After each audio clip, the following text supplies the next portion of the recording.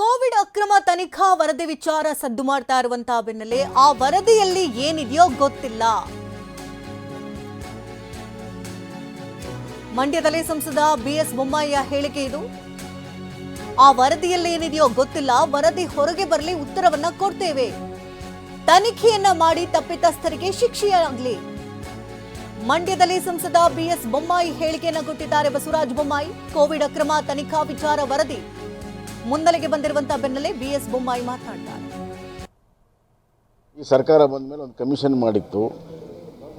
Commission ನಿನ್ನೆ ಮುಖ್ಯಮಂತ್ರಿಗಳಿಗೆ ವರದಿ ಕೊಟ್ಟಿದೆ. ಅದರಲ್ಲಿ ಏನಿದೆ ಗೊತ್ತಿಲ್ಲದೆ ಅದರ ವ್ಯಾಖ್ಯಾನ ಮಾಡೋದು ಸರಿಯಲ್ಲ. ಬರಲಿ, ಆಚೆ ಬರಲಿ ಏನಿದೆ ಅಂತ, ಅದಕ್ಕೆ ಉತ್ತರ ಕೊಡ್ತೀವಿ.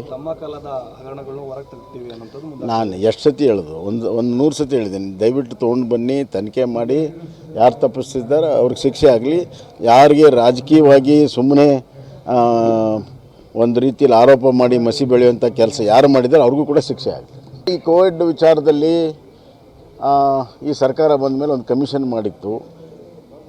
ಕಮಿಷನ್ನು ನಿನ್ನೆ ಮುಖ್ಯಮಂತ್ರಿಗಳಿಗೆ ವರದಿ ಕೊಟ್ಟಿದೆ. ಅದರಲ್ಲಿ ಏನಿದೆ ಗೊತ್ತಿಲ್ಲದೆ ಅದರ ವ್ಯಾಖ್ಯಾನ ಮಾಡೋದು ಸರಿಯಲ್ಲ. ಬರಲಿ, ಆಚೆ ಬರಲಿ ಏನಿದೆ ಅಂತ, ಅದಕ್ಕೆ ಉತ್ತರ ಕೊಡ್ತೀವಿ. ನಾನು ಎಷ್ಟು ಸತಿ ಹೇಳೋದು, ಒಂದು 100 ಸತಿ ಹೇಳಿದ್ದೀನಿ. ದಯವಿಟ್ಟು ತೊಗೊಂಡು ಬನ್ನಿ, ತನಿಖೆ ಮಾಡಿ, ಯಾರು ತಪ್ಪಿಸ್ತಿದ್ದಾರೆ